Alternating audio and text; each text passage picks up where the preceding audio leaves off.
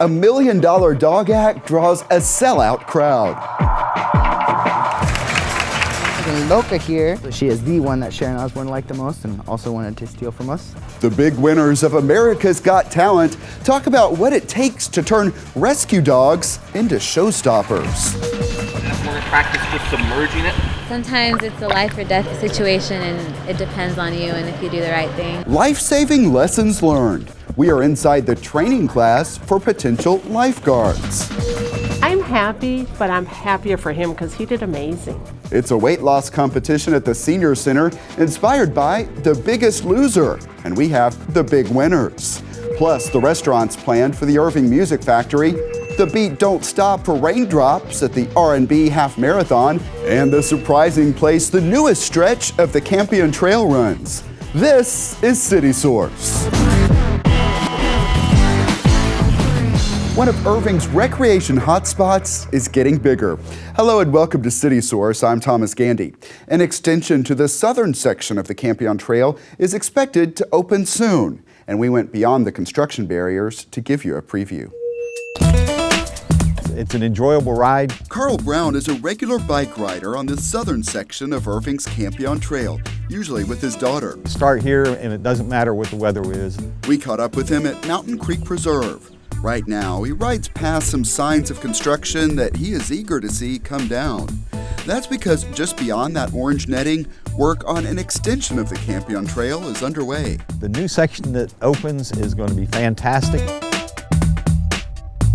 It's 2.75 miles of new trail and connects to even more, joining with another city. The Lone Star Connector Trail is where Campion Trails in the southern part of town is tying into the Lone Star Trail that Grand Prairie has down around their racetrack facility down there in the stadium. For Carl Brown, it will fix a problem. He rides Grand Prairie's Lone Star Trail now, but it's not so easy to get to from here. That's when we go out here on Hunter Farrell Road. We've got a section of roadway that we have to travel that in parts isn't all that great. There's concern where you have to always be looking over your shoulder or in your mirror to see what's coming. This work, all funded by a Dallas County grant, will change all that. It is on track to open this summer. When we finish this and tie in to the Grand Prairie Trail, we'll have 9 miles of paved trail down south. That's a pretty good section of trail for bike riders. You can see the project involves a lot more than just pouring concrete. These low water crossings are enhanced with stone. It's kind of a signature that we use along the trail, both on the south side and on the north end. This ties everything in architecturally. Another low area is raised to reduce flooding concerns. Besides that, there's several trees. You can kind of see the trees that we wanted to save, so we really made it a serpentine through there to save as many trees as we possibly could. Here, a piece of history is being incorporated into the design. This is a bridge apparently that was used back in the 1920s, the old railroad line that was used to haul the gravel out of this property. We're going to repurpose the bridge. With so much to see on and along the trail, it might be easy to forget exactly where this runs. There's the trail behind the landfill. It is behind the landfill and it has a negative connotation, but once you're down in there, you're in the heavy woods along the river and you really can't tell. There is only one spot where our crew could see the landfill from the trail, and the city's capital improvement team believes some of this view could be covered as trees bloom over the spring and summer. Beyond that, this spot is another one users should know about. You will have to cross the road at MacArthur. It is an intersection that's signaled, so it should be safe for crossing. Overall, some believe the opening of the trail extension could open new potential, possibly attracting fun runs and other activities now common in the northern section. I can definitely see that occurring. I'd like to see the wildlife and the nature that's all around you, even in the middle of the city. And Carl Brown could someday enjoy an even longer ride. We know that Grand Prairie is working with Arlington to head that trail westward into Fort Worth. So ultimately, as we all like to think will happen sooner than later, that trail will link Dallas and Fort Worth, so it's a great trail. It's a good thing that Irving has done to develop the trails. It makes for a whole lot better opportunity for people to get out and actually look around other than looking at houses and streets and businesses. Get closer to nature. Now to another place where construction is evident, the site of the planned Irving Music Factory. And we now know more about what could open there. Developer The Art Group announced Kabuki Japanese Restaurant and Gloria's Mexican Restaurant as the first eateries. The $165 million complex is slated to include more than 24 restaurant and entertainment venues, along with a concert pavilion. It could open next year. And whether it be more restaurants, new parks, or something else, residents have a chance to make their hopes known as Irving plans for the next 30 years. The comprehensive planning process is called Imagine Irving, and we showed you last time how some people are getting involved by taking part in this public input period. The next step is workshops and the plan's 3 special focus areas, though they are open to everyone in the city. For Valley Ranch, the gathering is April 7th at Ranch View High School. For the focus area of Airport Freeway and Beltline Road, the workshop is the following day, April 8th, at Northwest Park Recreation Center. Then April 9th is the workshop for the Shady Grove area. That's Shady Grove Road to Rock Island Road between Story Road and MacArthur Boulevard. That workshop is at Center Park Recreation Center, again, open to everyone. It is time to start thinking about summer.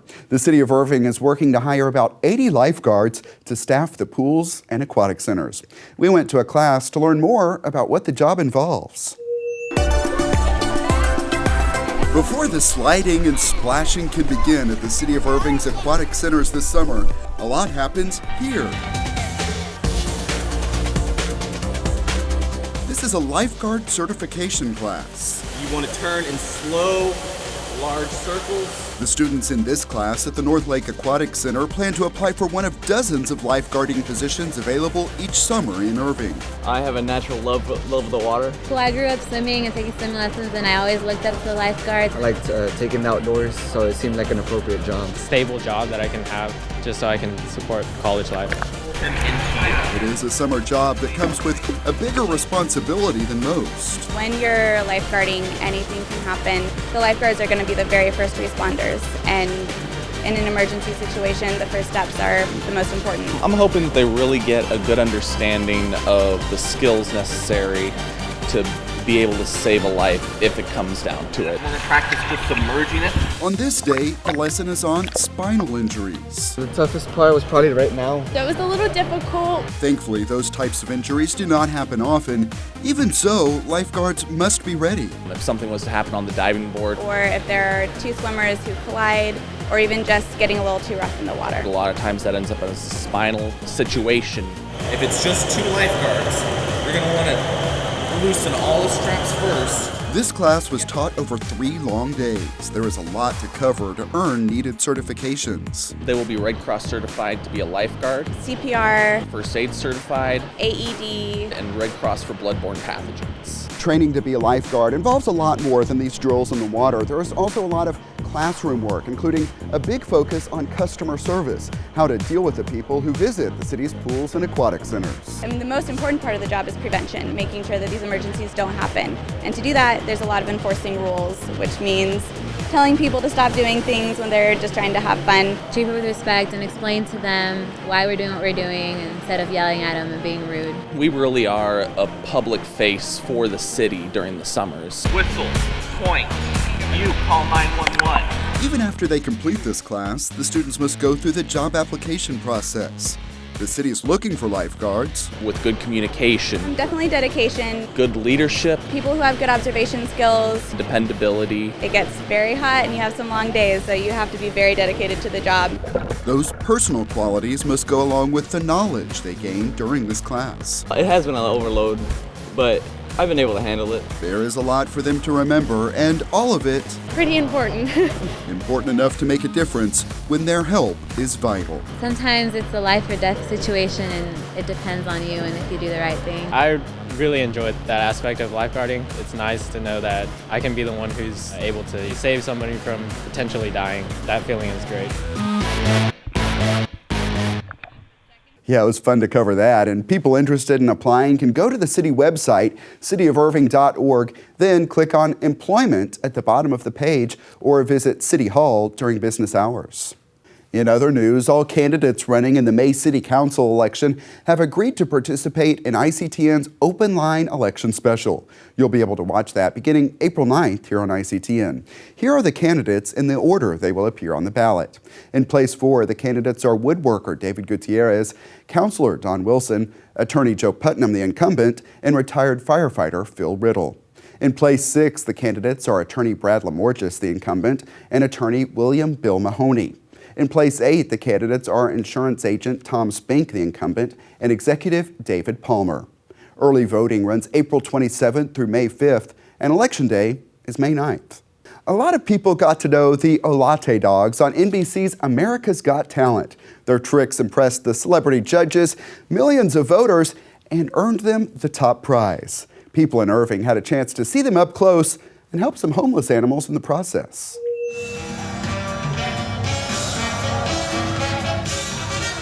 These are the kind of tricks that won the Olate Dogs $1 million on TV, and fans are eager to see them in person. I saw them on America's Got Talent. I loved them. And I just fell in love with them. I thought, I'll never be able to see these babies ever. And then I saw it in the paper, and I ran over here as soon as I could to get tickets. They are among the fans in the sold-out crowd at the Irving Arts Center. It's such a blessing to be able to perform for so many people. We caught up with some of the stars, human and canine, before the show. And Lily is kind of our superstar. Out of all the dogs, she's the one who kind of does them. Oh, were you showing off? Loca here was a big hit on TV with Judge Sharon Osbourne. I think with the relationship that Sharon Osbourne had with her, I think that translates to people at home and it makes them want to vote a little bit more for us. I just gotta say, Ozzy, we got a new baby. She'd often tell us that she reminds her of Ozzy Osbourne. It's because Loca actually has a white cross on her chest, if you could see. Winning $1 million on America's Got Talent, how did that change you? It's crazy. We never thought that we were going to win, but of course, once we did win, our lives have changed tremendously. I mean, it's opened so many doors for us. We've been able to do shows like the one we're doing here today. Fans of the show learned the Olate family story. Father, Richard, started training a stray dog he found as a poor child in Chile. He's been doing this for 46 years now. From one stray dog to $1 million. Yeah, definitely. Keeping true to those humble beginnings, rescuing continues to be a priority for the family. Will is actually a rescue from Canada. His previous owner, sadly, used to beat him. And I think there's nothing more selfless than being able to rescue an animal and knowing that you saved their lives. It's something worth doing, rescuing a dog. Cass Prince is Assistant Director of the Arts Center and DFW Humane Society Board President. Olate Dogs have a habit of working with a local shelter when they come to a place, and so I was able to connect them with the DFW Humane Society, which, as you know, is a nonprofit shelter here in Irving partnered with the city. In the parking lot, people arriving for the show got to see some dogs up for adoption. A portion of the ticket sales is also going to the Humane Society. The dogs here are sure to win over hearts, but probably won't win $1 million. Can any dog be trained? I am not certain, because my dad has always kind of worked with some sort of poodle mix. They have a very agile bodies and they're very light and stuff like that, so that's obviously easier for them to do agile tricks such as handstands or backflips. He says his family always puts the dogs first, seeing what each one has an inclination to do, or maybe not do. Maggie doesn't do anything. She's our freeloader, so... We'll get a group of dogs, maybe 4 dogs, and we'll kind of practice with each one of them the same exact trick, and we'll see which one has the more natural ability. Up, all the way up, yes, yes, yes. My dad, the way he goes about training is just, it's making it fun for them, looking for new ways for them to be excited about it, because, I mean, that's the most important thing to us is obviously the dog's happiness, and this is their playtime, and they get to run and do whatever. We're not giving away all of their show tricks here, but after that finale, the dogs head back to a new trailer, paid for with some of that prize money. When the spotlight is not on, just regular dogs, they just hang out and they lounge on the couch and take up all of our space, but we're good. Good knowing they've spread a message about rescue and spread a lot of smiles. Yeah, I think it's just something that's in our blood, you know. Performing is definitely something that's always been an incredible experience for us. Yeah, it was great to interact with them, and music is also a big part of the family. Both Nicholas and the dogs, yes, the Dogs have released albums. Coming up, when the beat drops and rain falls, we talk with people in Irving's first R&B Half Marathon. But first, our own jam. And that music means it's time for Web Watch, our most popular online videos. And in the top spot, saying goodbye. It's exciting. I mean, we're really excited about the new building. We heard from some of the folks turning out for the final days that the Central Library was open. Coverage of the grand opening of the South Irving Library is on our next show. And our stories from a few months back on Victoria Park are getting new attention, and they're back on the list of our most popular videos. Roberto Giron asked us on YouTube, did you ever find the time capsule? We reported on that search for one buried during the original construction, but no one ever found it, so it remains a mystery. And our story on Convention and Visitors Bureau Executive Director Maura Gast receiving the LaCima Legacy Award drew some comments across a number of sites. I saw it shared on LinkedIn, Facebook, and more. On our YouTube channel, Jesse McLean wrote, "Well done, Maura." I couldn't agree more, Jesse. If you missed any of those stories, find them at ictn.tv. That's also where you can watch us live 24/7. Plus, catch us at youtube.com/the City of Irving. We have about 1,700 subscribers now. Join them so you could be notified when we add videos. Then post a comment because we always like to hear from you.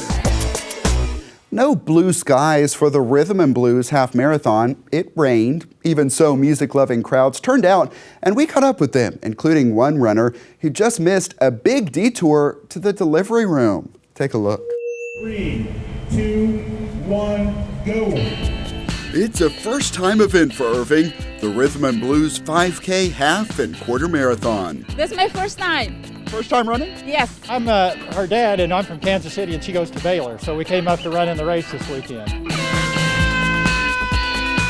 These runners started at the Las Colinas Urban Towers and headed out to the Campeon Trail. The rain gods didn't shine on us, but the community responded well. The rain, you know what, we were in beast mode, so the rain was not a factor. Mixes with the sweat. It's okay. It felt really good. It actually did feel really good. We heard from some of the finishers, and what really caught our attention, running about 6.5 miles to beat her due date, which is just about here. What made you want to run 9 months pregnant? To stay in shape. I've been a runner before, and I wasn't going to let the pregnancy stop me, and so we've just kept at it. My partner there, Robin, she stayed with me the whole time, and we had a really good time. I have like gloves ready and like a mask, so if that baby's coming, it's coming. Wow, so you are ready. I'm ready. If we had to have a baby on the course, we just pick her up and keep going. Yeah, I did clear it with my doctor first to make sure I could continue working out and running and everything, and she gave me her blessing.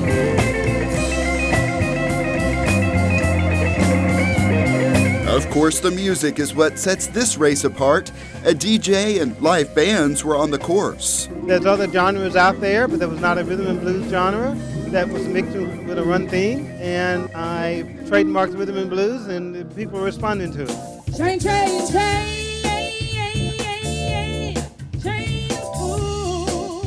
Does it motivate you, or do you want to stop and listen for a bit? You want to stop and just kind of do a jig, you know, which is like if you're going to watch your time, you got to keep going. Just go, hey! It motivates me. I want to get done. We did stop and dance along the way, you know, make it fun. You get to the point where you're thinking, why am I doing this again? And then the music goes and you're like, okay, all right, let me get back on into my pace. He had Billie Jean Beat It, and I was like, okay, I can make it. There's not even any music now. You're still dancing. I know it. I have that natural move to me. Yeah, go. It is about more than fun. Some of the proceeds go to charity. In Dallas, it's the Leukemia and Lymphoma Society. Organizers want to build on this event in future years and hope the forecast will be more in tune with the enthusiasm of runners next time. I had absolutely no training, and I can't believe I'm standing here talking to you right now. I finished. That's all I'm worried about is finishing. Great time, always here to preserve the sexy. It's always an awesome experience. I love running with my dad, especially I get to finish first, so that's always nice. But then I go back and run with him at the end. We're excited about the start, and we look forward to come back. And of course, this is the time of year when we see a lot of big, fun events. A city-sponsored concert series is returning. This year's theme is a tribute to greatness and features cover bands. The first is April 10th and will feature Beatles music from the band Me and My Monkey. April 24th is Escape, the Dallas Journey tribute band. Concerts continue the 2nd and 4th Fridays of the month through June at Whistle Stop Plaza, which is near the Clock Tower in downtown Irving.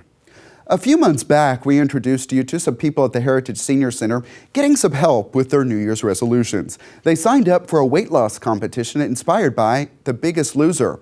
It's now complete, and who is the winning loser? Letitia Niembo has that. They are the big winners in The Biggest Loser. I was surprised. I really didn't think I would do it. They are among the contestants at Irving's Heritage Senior Center who buckled down over the last few months for grueling exercise, dieting, and logging up activity. I've lost a little over 40 pounds and it's mainly just cut out some of the beer and some of the heavier foods and just started walking. We use the treadmill or we'll walk around where we live, couple laps, 4 laps, whatever it takes. Tim and Carol Hingler received a gift basket with fitness accessories to help continue their weight loss journey. There are many ways to be successful at losing weight, but for the Hinglers, holding each other accountable has made this process easier. I'm happy, but I'm happier for him because he did amazing. Throughout the competition, weekly weigh-ins helped keep the contestants on track. At this closing reception, participants could see the results. The 20 contestants lost a total of 144.5 pounds. They logged nearly 500 workouts, but it's not all about the numbers. I have family history of obesity, so I've been just motivated not to have some of the sicknesses or the illnesses that some of my family members have. Even though the Biggest Loser competition has ended, there are still lessons to be learned, such as logging your progress, dieting, and staying active. Well, more than anything, we just wanted this to be a platform or like a stepping stone for a continuation of good health and good physical activities. My doctor said if I do not lose weight, you're going to be diabetic. And I've seen people struggle with that, and I did not want to go through that struggle. I didn't like the way that I felt. Yeah. You know, and I didn't like that I was getting more sluggish. And I have some health issues that I thought, you know what, it would be better if I lost weight because I think it would help me. And it has. The ultimate goal of the Biggest Loser competition is to inspire a healthier lifestyle. For some, that means getting active. Then I did some of the weights a little bit, but not much. And then I did aerobics twice a week. Eating better. Kind of followed your advice of the more protein, focusing on the protein. And your vegetables? And the vegetables, yes. Good. And changing some long-time habits. Before I just stay home and eat, sleep, and watch TV. Since this was a competition, all of the contestants had motivation to do well. We'll be raffling off some prizes. Academy Sports and Outdoors in Louisville and Grapevine donated prizes for this event. Beyond the prizes, organizers hope this competition gave contestants something more important: better health and a foundation for better habits. And I feel much better. I've still helped myself, and I've lost weight. And that's what's important. Hey, good job! Letitia Niembo for City Source. Find out about other Heritage Senior Center activities by checking out our special playlist at youtube.com/The City of Irving. Keep Irving Beautiful is getting ready for the Don't Mess with Texas Trash Off. This is video from last year, and this time around it will take place at Trinity View Park on Saturday, April 11th. This is all part of a national cleanup program, and volunteers are needed. KIB provides supplies and lunch. To register, go to cityofirving.org/KIB or call 972-721-2175. Recent winter weather caused a lot of schedule changes, including one for a homebuyer fair we told you about. The City of Irving is teaming up with partners to educate first-time buyers and make them more confident about the process. That fair is now set for Saturday, April 18th from 9 a.m. until 1 p.m. at Center Park Recreation Center. Builders, lenders, and more will be on site with information.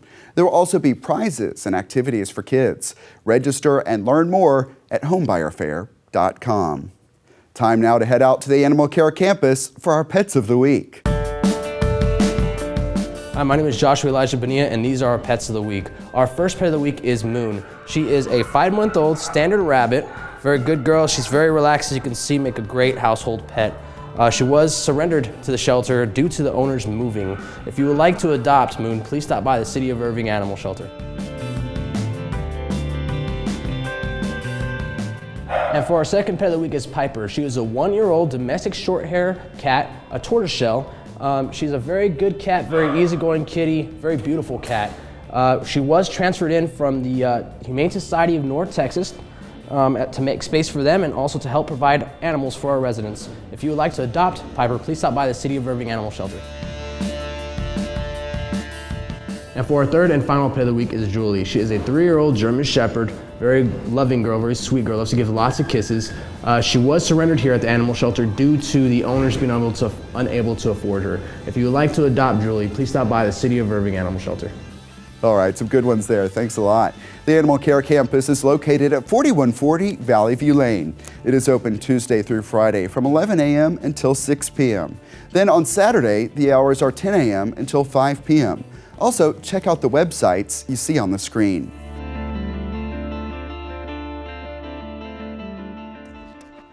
Coverage of the Irving Tennis Classic is ahead on the next City Source. Plus, we will preview what is new and different at this year's Byron Nelson at the Four Seasons. And the big story, we showed you the move. Now it's time for the grand opening of the South Irving Library. Hear what residents and leaders think of all of the features. All that next time. Email us your thoughts on our stories. The address is ictn@cityofirving.org. We may read some of your messages here on the show, or you can always comment on our videos at youtube.com/thecityofirving.